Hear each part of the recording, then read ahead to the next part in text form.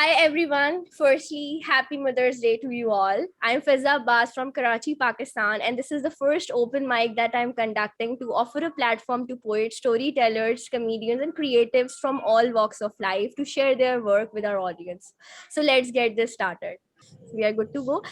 Just wanted to make a few things clear. So every participant will get 5 minutes to read their work, and I'll just share the order in a while. Secondly, please mute yourself when the other writer is reading, so everybody get to hear them. Secondly, you are free to present your poems, stories, ideas, jokes, basically anything that you want to share, as long as it is within the set time frame. So let me just share the order. So first we will have Ronald, then we will have Robbi, and then on the third we have Mitchell, then we have Olatubosun David, then we have Hiram, and then we have Ammar, and then we'll have Hishmat. I would like to call Ronald P.Bremmer. Ronald writes of incest, peppermints, and the color of time in such venues such as International Poetry Review, Peterson Literary Review, Pesek Review, Quarterly, Poets Online, Jerry Jazz Musician, and Climate of Opinion, Sigmund Freud, and Poetry. Ron's most recent books are Hungry Words, published by Alien Buddha Press, Absurd, published by Absurdist Poetry from Cajun Mud Press, and Sea Pencil Sketches, Claire Songbirds Publications. He has thrice won honorable mention in the Allen Ginsberg Awards, and he invites you to visit his Instagram poetry at beat, BEAT underscore POET1. I'll mention it here in the chat. So let's welcome Ronald. Thank you. I'm going to read this one for Mother's Day, called I Have Never Been Able to Write About My Mother.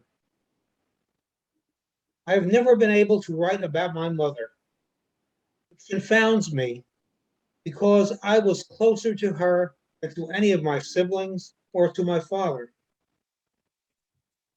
I was the one she fussed over, worried about, expected great things from. I was her star, held her hopes and dreams for greatness.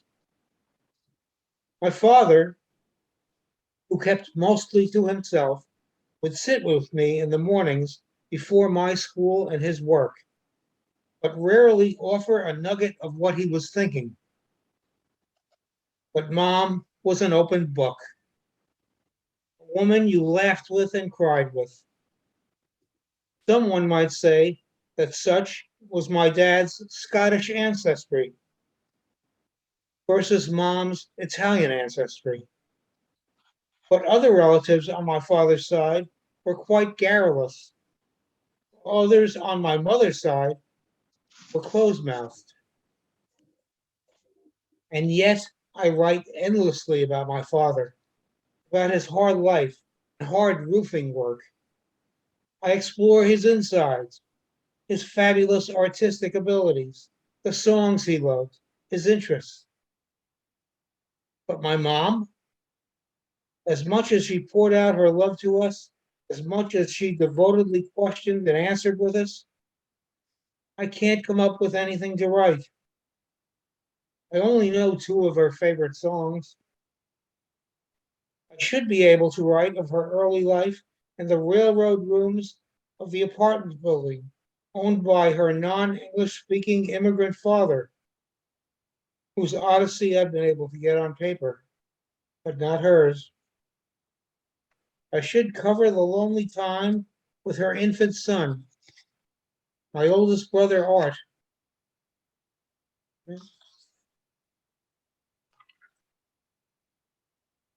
Her time with my oldest brother, Art, her infant son, while my father was warring in Europe.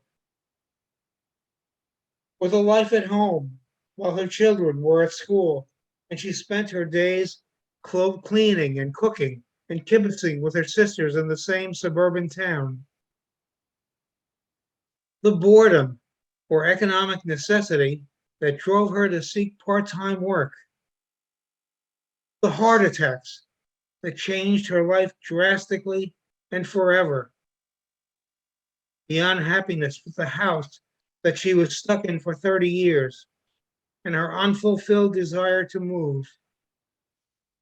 Her incredible ability to organize that house, to people the rooms with the perfect furnishings and art, and to keep every single room spotless.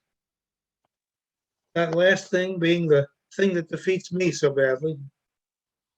Mom, why can't I write about you? I guess despite all your love and your care, I never knew you. And I am frustrated that I can't honor you more. But maybe this little piece will help both of us.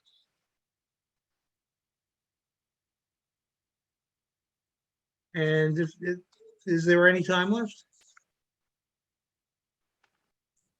Yeah, I'll do, we have 2-3 more minutes. okay. I'll do this short poem about my father. My father had a favorite chair on which he sat for years and years. On those tired evenings when he came from hammering shingles into roofs, or snowy days, having finished shoveling, and every type of time between, that chair was there for him to rest on. He later sat there in his Parkinson funk, realizing he would never get better. He sat on that chair till he made his final pilgrimage to hospital. The chair came down to me, somehow, its blistered seat and back crying out for change. So I paid a small fortune to have it remade with fine and fancy fabrics and colors. We set it in a proper place, for we rarely ever enjoyed its comfort, but could view its regal elegance. Till one day, a huge German Shepherd pup used it to sharpen his teeth and claws. With its guts ripped out and its glory gone, we hid it in the cellar, far out of sight. Piled books and old plates upon it. Now, in my waning years, I think of how much I would have liked that chair to sit on, and how much like my father I have become. I really should put it out with the trash. It costs far too much to salvage again, but somehow it lives on quietly in the cellar. Thank you.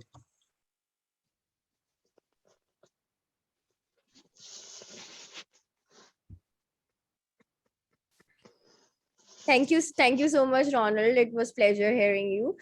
Now we have Robbi. Robbi Nester lives and writes in Southern California. She's the author of 4 books of poetry and editor of 3 anthologies. To learn more about her, you can go to her website, which is www.robbinester.net. So let's hear from Robbi and welcome her. Thank you. Thank you for asking me. Okay, I promised not to read a poem about my mother, although I have many. But I have a poem about my son, because you can't be a mother without a kid.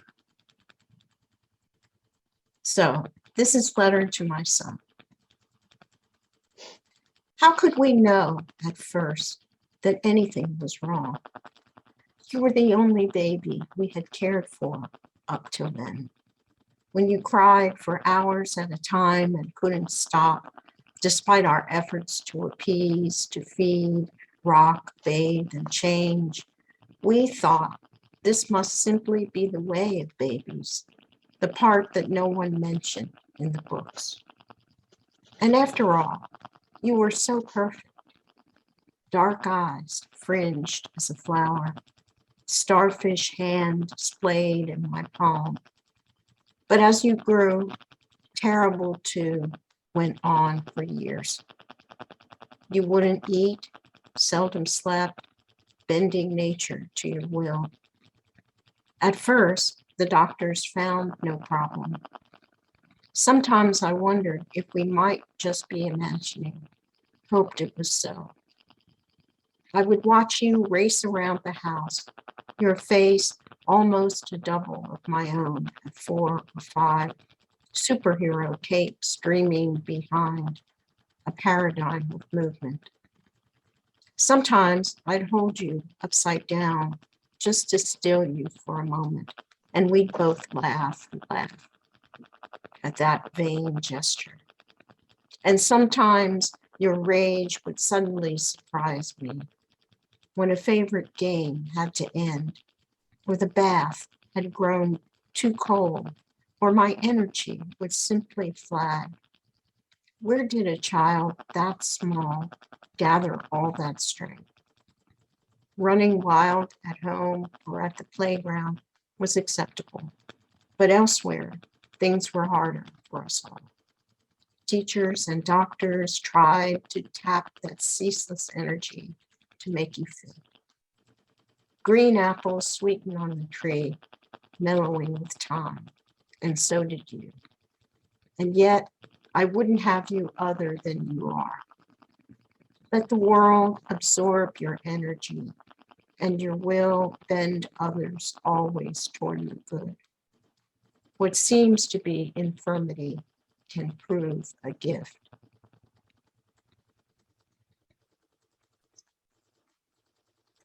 And here's a poem about me learning to read, which I wanted to do for an awful long time before it actually happened. In the beginning, when I was 3, the street signs used to taunt me with arcane symbols, not yet words.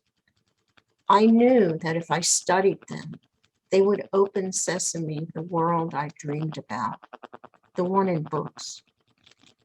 I filched a paper from the corner store and stared at it for hours, till the letters rose like flame from a struck match.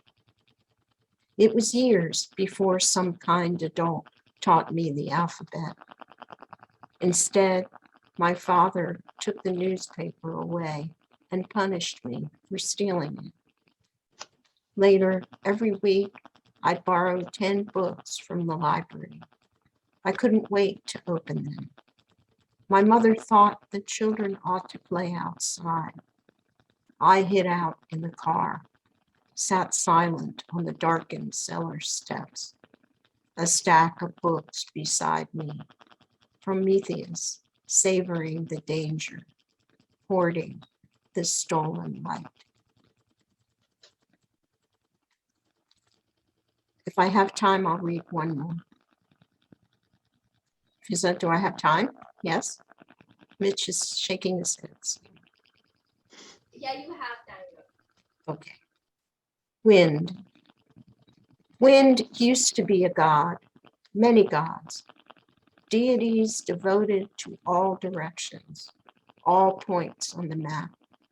Anemoi and Vayu, so many others, driving powerful vessels across the sea, barks and brigantines, canoes, flippers and cogs, swelling the sails, tumbling the waves' skirts, begetting sweet breezes, bearing gold and silks to faraway ports, battering ships to bits against the rocks.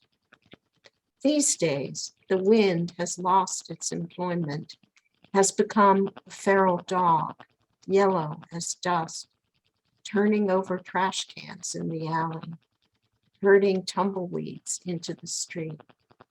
It lashes eucalyptus, sending shredded bark raveling down the trunk.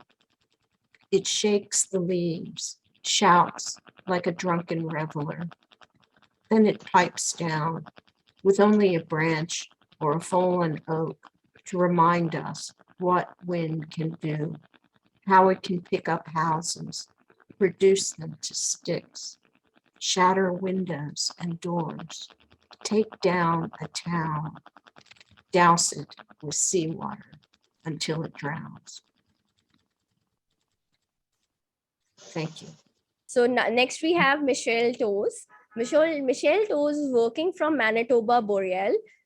He has placed his work in nearly 100 literary journals and anthologies since 2016. A three-time Pushcart Prize nominee, he is a finalist in the 2021 Writers Union of Canada Short Prose Competition for Emerging Writers, was recently shortlisted for the 2022 J.F. Powers Prize for Short Fiction, and is a finalist in the 2022 Humber Literary Review CNFC Canada Wise Creative Nonfiction Contest. The author is currently working on his debut novel as a protege to Canadian novelist, playwright, poet, and educator Armin Viap through a mentorship micro grant sponsored by the Writers Union of Canada. His collection of short stories is being queried. You can find him at miscellaneous.com. Yeah, so let's welcome Michelle. All right, thank you. So first of all, happy Mother's Day to Justina, Lena, Janice, Megan, Terry, and mothers everywhere. And happy birthday to Sister Shar. Story is called Sweet Caparel. A seagull stands poised on one webbed foot. Clawed toes grip a granite vantage point in the dawn. I emerge from the path to the lake and step out onto the humped back of the fishing rock. Preoccupied with breakfast, the gull is indifferent to me, a skinny kid in a red and black Mackinaw jacket. Several other gulls gather to stamp their feet as if in anger on the mossy ground down by the water. Worms mistake the sound of the gull's trampling feet for rain and slither up out of the dirt. Sneaky buggers, them gulls. A weak chop disturbs the surface of the lake, a slight frown on the water. Clouds in layers slide by, the lower clouds heavy with rain, faster than those higher up, or so it seems. Granular snow from way up high plays in the air, taking fidgety paths down to become a part of the hungry spring lake. I wonder how long it takes to fall. Dad's still back home in the sack, but old Chester is here at his customary perch. He shows me again how to skewer a minnow on the hook. It seems cruel, even with the shiny minnow frozen and long dead. The slender brass slips down the throat, out the gill, and back in under the salty spine. Chester speaks with his hands to show me the hooking technique. The conclusion is all he says aloud. That's why the hook is crooked, he says, one syllable, crooked. Then he shows me the way to tie the line to the wire leader. His nicotine brown fingernails pinch like a snapping turtle beak and pull the knot taut. Chester tugs twice to make the line vibrate with a faint musical hum. See, he says. And fish. The depressed economy of words suits us fine. We sit like Buddhas watching the lines angle out. The point where they enter the water constantly shifting and restless. The lead bell weights sit far below where the bait is held steady just off the bottom. Staring in the gloom, the minnows pause in the milt-rich water while wary walleyes circle.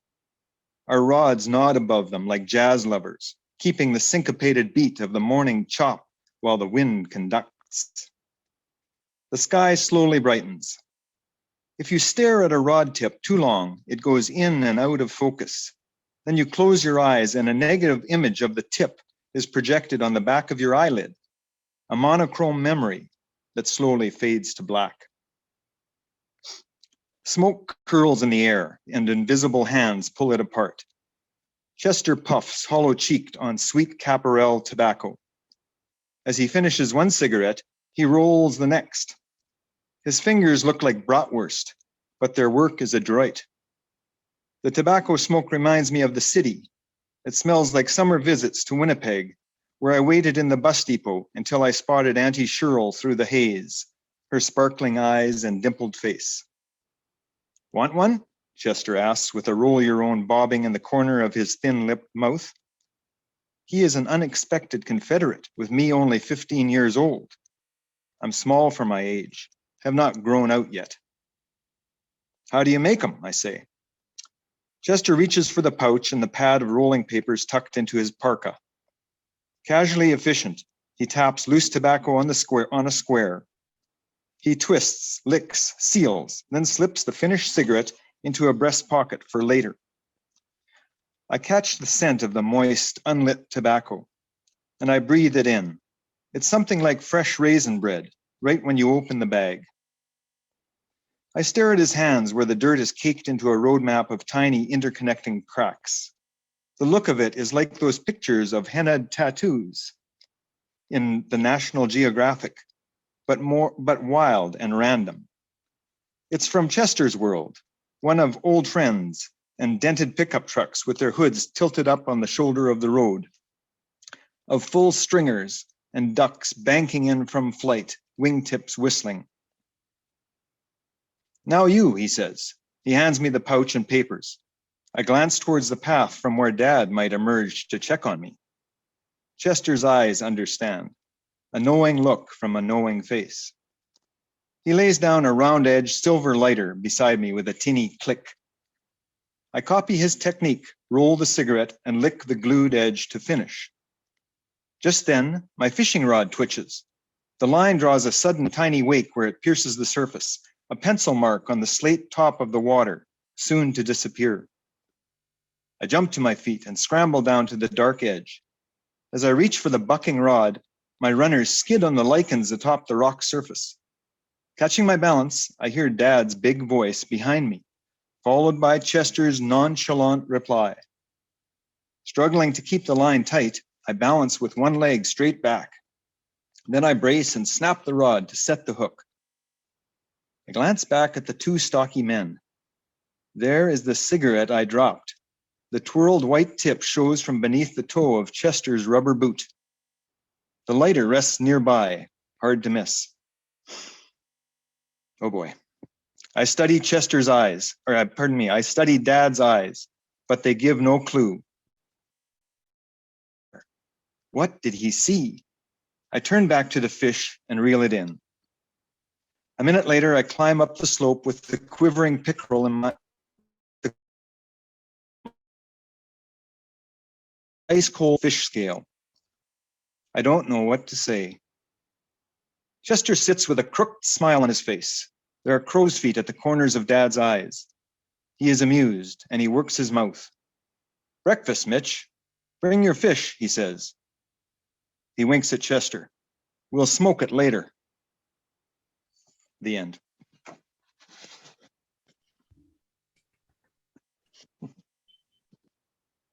Thank you, Mitch. Now we have Olatubosun David. Olatubosun David is a Nigerian writer and poet. He's a member of PEN Nigeria Center, a graduate of Rufus Giwa Polytechnic, Owo, Ondo State. He currently works in Achievers University, Owo, Ondo. He is on Twitter at David Olatubosun and Instagram at Olatubosun David. So let's welcome Olatubosun David from Nigeria.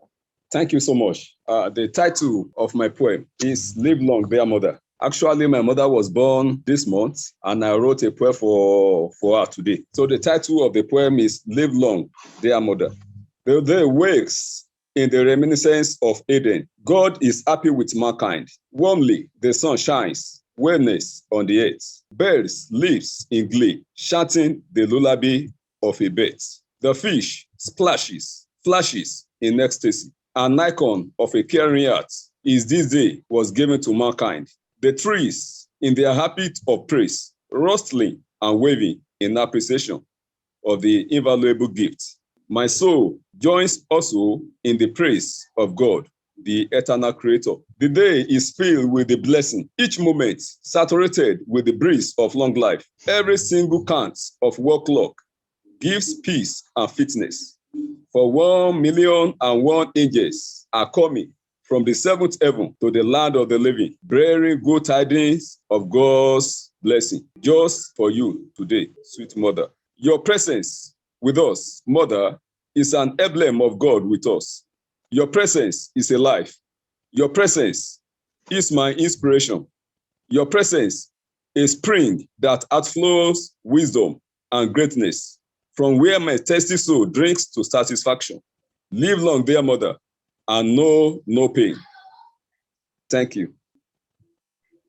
Thank you, Olatubosun. Now we have Hiram.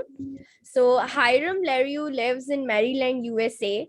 His poems have appeared most recently in Honest Ulsterman, Amsterdam Quarterly, Contemporary American Voices, and Iowa Review. His most recent collection, Mud Ajar, was published by Atmosphere Press in 2021. So let's welcome Hiram. Thank you, Fizza. Mr. David, I hope you've had a chance to read that wonderful poem To Your Mother. It's a very wonderful honorific poem. I'm going to repost a call for work in the chat room for those of you who write poems, especially poems about hunger of the stomach, not hunger of the soul, not hunger of the heart, not hunger of the spirit, but hunger of the stomach. If you'd be interested in submitting work to Poetry X Hunger, where we have now about 400 poets and their poems posted, with poems that speak back to hunger and poems that are being used by anti-hunger organizations, that would be wonderful. I'm not sure, but folks, a couple of folks are not muted. If they could mute themselves, that would be wonderful. If you'd like to submit work to there, the submission guidelines are there, and both Fizza and Robbi have very, as I say, proudly posted work on that site. The poem that I'd like to read is a love poem. And I just need to say, because I'm not sure that everyone, first off, Fizza, thank you for creating this international crossroads of poetry here. This is great. Because it's international, I'm not sure if everyone is familiar with the fruit called peaches. Peaches are a very sweet tree fruit grown widely here in Europe, in Asia, and in North America. They're almost as sweet as mangoes. So this poem is titled Clustered. You peach the days and make more wares to roam in. You orchard through with whistling seeds or baskets, a damping of branches toward paths of ripened clings above. Those whispered leaves or rows of distance rambling. You peach the days and grateful every beam. Your harvest shimmers the sun as weeds do in shade surround. Through sap or wings or blurry juice their tangles. What sweeter is this reaching for? This found to be in clusters. Thanks, Fizza. Thank you, Hiram. Thank you for your words. Next we have is Ammar. Ammar is a public speaker by passion, an administration and HR geek by profession, and a political science enthusiast, being awarded gold medal twice for his services in strengthening the oratory environment at the university. He has received 45 plus national and international accolades for public speaking and oration. So let's welcome Ammar. Thank you so very much, Fizza. And am I audible? Am I perfectly audible? Yeah, we can hear you. Okay, great. Well, I am not a very good poet, not a very good orator, but I have written a piece of, something, and I hope that you guys would like it. So, shall I begin? Yeah, please go ahead. So I am glad that we have diverse participation today from across the globe. Diversity that makes us unique in our own different ways. But still, there are few things which makes us common. Number one, love, specifically love of a mother, irrespective of class, creed, gender, and belonging to any nation. Number two, discrimination. The discrimination towards weak, minor, and marginalized communities in our countries. That is why I want to tribute this piece of writing to all the brave mothers across the globe who are fighting against oppressors, who are victim of injustice and victim of discrimination. Because for me, the tears of a mother whose son has lost his eyes to a pellet gun in Kashmir is as equal as the tear of mother whose son has lost her leg in Ukraine by a Russian bomb. The helplessness of a mother in Afghanistan whose daughter is killed by the name of honor is as equal as the pain and helplessness of a black mother whose daughter is assaulted by white men in the United States of America. I see no difference in hatred towards a Muslim working woman who is banned to wear hijab in France, and no difference in hatred towards a Christian mother in Pakistan who was accused for fake case of blasphemy and was imprisoned for 10 years. The scream of a Palestinian mother who's crying in front of her son's grave are as difficult to process as the scream of mother whose son was NATO military officer and was killed by a terrorist attack. I feel numb for a mother in Iran who is forced to stay in a violent and toxic relation just for the sake of her children.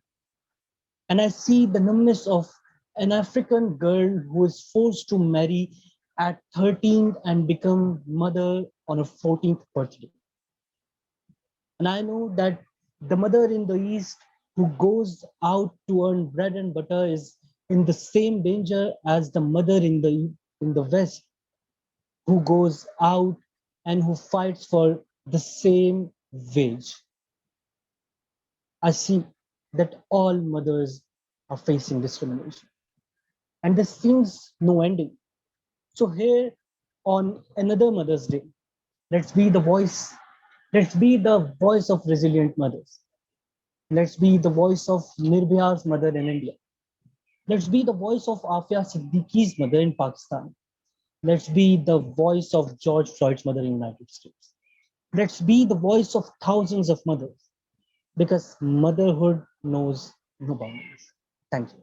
That's wonderful. Thank you, Ammar. Now we have Hishmat Meghwar. Hishmat Meghwar is a student of third year BS English Language and Literature at University of Sindh Jamshoro. So let's welcome Hishmat.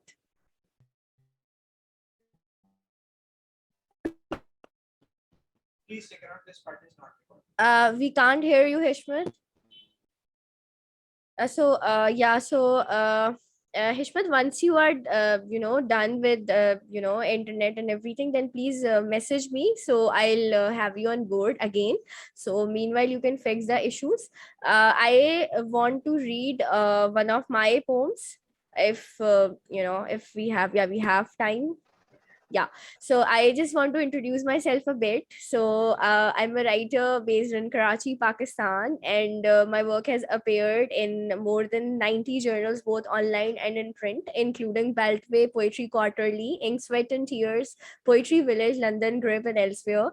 My first chapbook, Ul Jalul, won the Famadan Publishing 2021 chapbook competition and was released the same year, whereas the second collection, Bakho, has been published by Ethel Press this year. I have also been a Best of the Nat nominee, Ink, Sweat and Tears Pick of the Month, and Oxford Books International Poetry Competition 2021 shortlistee, as well as their prompt competition winner.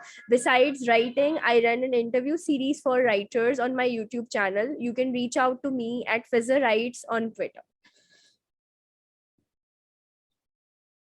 So that's my book. So that's the book.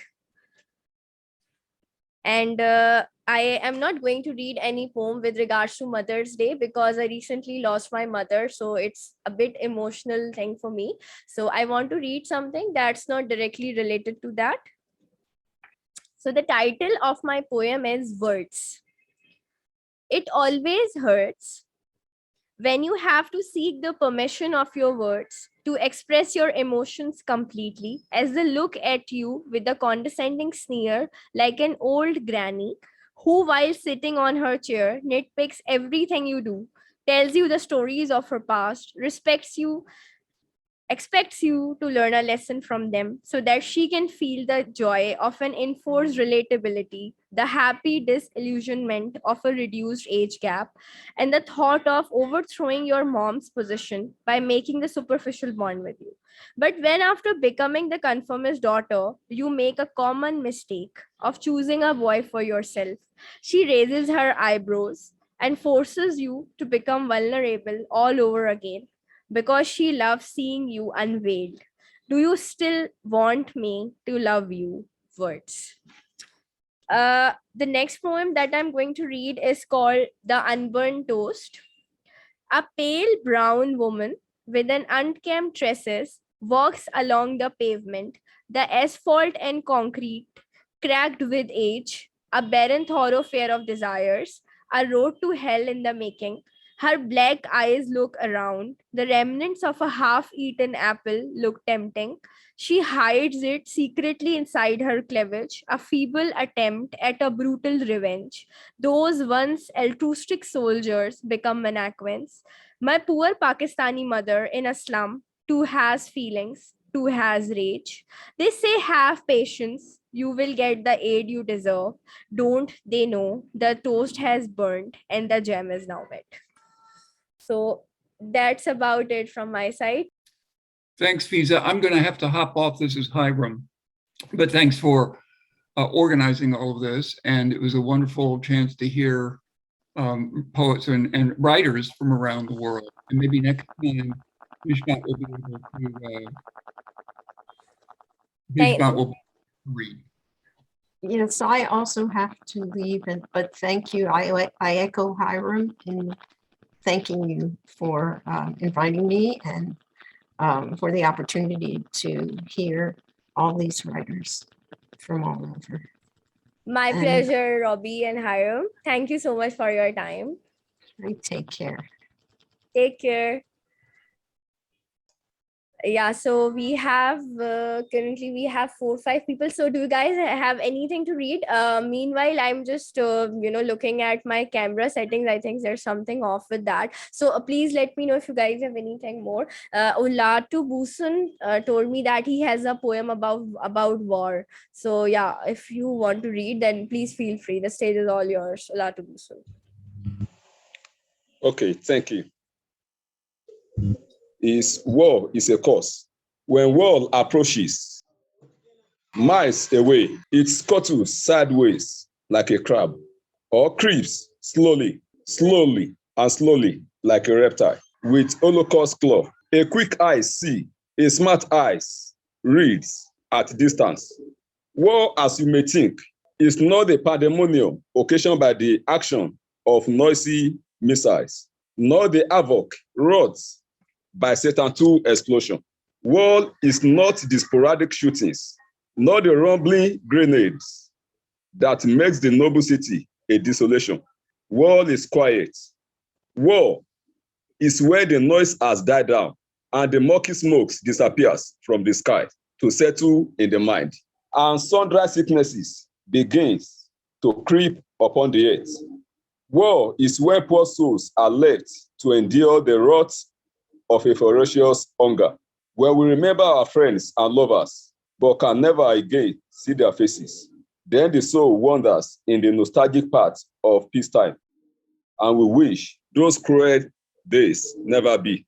War is the sight of miserable kids separated from their parents without a party message. War is the plight of women stripped naked by the death of husbands and children, and that of the promising kids turning waves amidst of desolations. But we can win a war and lose nothing. We can win a war without a gunshot if we avoid it early. For those who start the fire are not burned by it, those consumed by the flame never want war. Must we let peace lead and shun war? Must we let love rescue the hate from the verge of extinction? For when we fight in the war, it is only our friends that we kill. Thank you. Thank you, brother. Mitch, do you want to read anything? If anybody has anything to read, so it's good. Otherwise, I'll end the recorded session, and then we have a brief chit chat post, the session. So if anybody has to read anything, then please go ahead. Mitch, Ammar, if you guys want to read anything, if anybody has anything, Mitch, do you want to? Yeah, Mitch. Yeah, you were saying something. Sorry, I lost my screen. It disappeared on me, but it's back now. Okay, so you want, I can grab something, yes, to read. Yeah, sure. If you want to read anything, then we can have Ammar. Ammar wanted to read a few Urdu write-ups as well. So I would really love if you guys can hear some, write-ups from our language as well. So that would be nice. So first Mitch would go, and then after Mitch, Ammar. All right, here's a short story that should fit into the time. I'll just get it up on my screen here. Hello, Fizza. Are you guys waiting for me, or is Mitch reading something? Please go ahead. I'm having some trouble getting my piece up. Okay. Then Ammar, you can, stage is all yours. And, I would just appreciate if you could explain a bit, because, not a lot of people understand Urdu, but that would be really nice. So, so that's Urdu. That's the national language of Pakistan. And Ammar is going to present something in Urdu. So, go ahead, Ammar. Okay. I think we have amazing people across the world, and they have highly progressed in their social economic environment. But one thing which I think Pakistan is working on is the transgender community and their rights in Pakistan. So this write-up is about the overall behavior of society towards transgender community in Pakistan, and that was written back in 2019. So yeah, shall I begin? Yeah, please go ahead. Yeah, okay. So it begins like, हम चांद और मरीख पर सब्ज हिलाली परचम लहरा सकेंगे या नहीं, हम एक तरक्की याफ्ता कौम बन सकेंगे या नहीं, मगर एक तहजीब याफ्ता कौम बनने में हमें बस कुछ ही दिन लगे। ऐसी मुहज़्ज़ब कौम जो उसके नापाक साए को भी अपने दर पर कभी यूं ही पड़ने न, उसके चलने थिरकने की आदत पर आवाजें कसती रहे, जिस्म क्या रूह पर भी हम अस्मत दरी के निशानों को पैवस्त करें, बारहा कर ऐसे निशान जिन्हें देखे तो उफ तक वो कर ना सके, उसके पैरों को घुंघरू की मस्ती से इस तरह घायल करें कि अपनी आवाज़ हक तक बुलंद ना करे, उसको ख्वाजा सराना कहें, आओ मिलकर कहें, उसको किन्नर कहें, उसको हिजड़ा कहें, उसको छक्का कहें, गुरोहों हुजूमों की सूरत मुज़क्कर की रालें टपकती रहें और मुअन्नस भी हंसती रहे, गालियों तालियों की सदाओं में जब जस्ते खाकी उठे तो नमाज़े जनाजा पढ़ाने कोई मौलवी भी मयस्सर ना हो। इस तरह इन बेज़रर ख्वाजा सराओं को इस तहजीब याफ्ता मुआशरे से खत्म करने में अभी बस कुछ ही दिन लगेंगे। So that was basically a write-up in Urdu, and the meaning is that how the overall transgender community in Pakistan is vulnerable, and it is easily targeted to the toxic masculine man, and how they are not given equal medical rights, education rights, how they are not given equal job opportunities. So yeah, but still, even after all this, I would again appreciate our Gen Z, which is working so hard to accept them and to raise their voice and to become, their voice. So yeah. Thank you so much, Ammar. Mitch, do you want to go now? Do you want to read something? Your story? Is it ready? Yes, I have it ready. Sorry for the delay. No, that's completely all right. Please go ahead. So this is a very short story. I wrote it when I was missing one of my daughters when she lived quite a long distance away. This story is set in the town that she was living in when I was missing her. And it was around Christmas time in Canada. So this is called Winter Eve at Walker Creek Park. The three gather, tall and awkward, beside the street. Wide-eyed, they stare at the traffic that streams out of the city center. A day-long drizzle has just begun to turn to fine snow, and they stand back from the curb on the icing-topped grass, partially hidden by a cluster of birch trees. Streetlights glow in the falling snow, and the wet pavement seems to steam. The tallest of the three is conveniently the oldest, too. And she studies the cars as if she might know one of the drivers. She tracks each vehicle, her head turning as they pass. Eager to lead a dash across the street, she is restive, waiting for a break in the line. Richelieu is jammed with shoppers, carrying home last-minute gifts, food, and bottles of wine. Buses, trucks, and taxis compete for space. On the road, too, are churchgoers, their minivans loaded with bathrobed wise men and lowing cattle, cozy in their car seats. Everyone has a place to be that evening. On slender adolescent legs, vulnerable to the cold, the three sisters walk to the park. Spread like a sheet laid over the brindled openness, the scythed meadows wait for nighttime footprints in the darkness beside the bright agitation of the rue. After crossing the street, lively heels hollow on the pavement, the trio regroups and carries on along the sidewalk, single file. Red taillights light the roadway, snaking down the slope to the intersection below. A few drivers call out to them. Others whistle, but are ignored. Reaching a broken section of fence, each in turn steps through the breach, lifting petite legs well above the tangled wire. Close now to their rendezvous, they hurry towards the far woods, their destination obscure in the dim light, the snow globe air. There they are, shoulders hunched and feet stamping, they huddle in the thin copse.